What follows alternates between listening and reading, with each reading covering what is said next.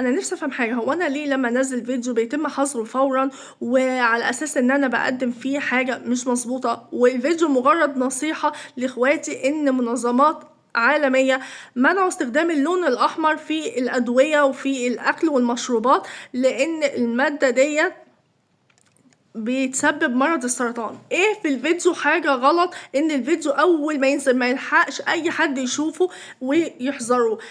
انا قلت فيه غلط ايه؟ كل المعلومات اللي انا قلتها فيه معلومات حقيقية وما فيهاش ولا معلومة غلط، وناس كتيرة اتكلموا عن الموضوع ده، وانا بتكلم للناس اللي بتشوفني ابقى يعني بننصح بعض كوسيلة ان الناس تشوفني وتنشر الخبر لغيري ولغيري. فانتوا ايه اللي بيضايق؟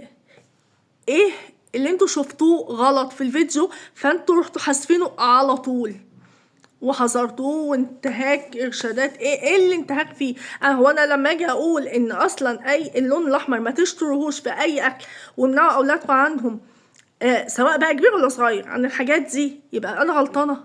هو انا لما باجي بنصح وخايفه على صحه الناس يبقى انا غلطانه؟ هو الكلام ده انا اللي قلته يعني؟ جبته من عند امي ولا من عند ابويا ولا ايه بالظبط؟ انت بس بتعصبوا الواحد ليه؟ احنا قلنا كل حاجه فيها اللون الاحمر حاجات ساقعه، كيكات، بسكوتات، الكاندي او الجيلي والحاجات دي، قيس على كده كل الحاجات. ما يقولك مش عارفه زبادي بالفراوله، زبادي بالاشمبلازي، كل حاجه حمرا بلاشها، زبادي احمر ايا كان، مش هنقول اسامي، انتوا طبعا فاهمين وعارفين انا قصدي ايه.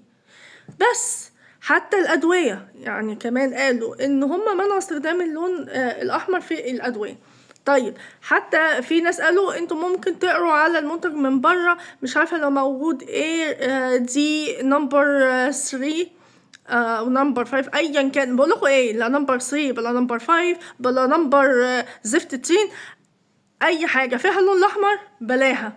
انا مش هقعد افحص ومحص وادقق بقى في المنتج واقعد اجيب بقى عدسه من عند البايه هيلبسها في دماغي واجي ابص ده فيها الصبغه اللي قالوا عليها وبقى رد، ولو سمح لي اخش على جوجل واسال بقى شات جي بي تي هو دي الصبغه اللي قالوا عليها ولا ده اللون الممنوع، وكان اقسم بالله هيفقعني في العمود الراجل. هو ليه خلق بقى؟ فطبعا على ايه؟ مش ربنا عطيك عينين؟ مش ربنا عطيك عقل تفهموا بيه؟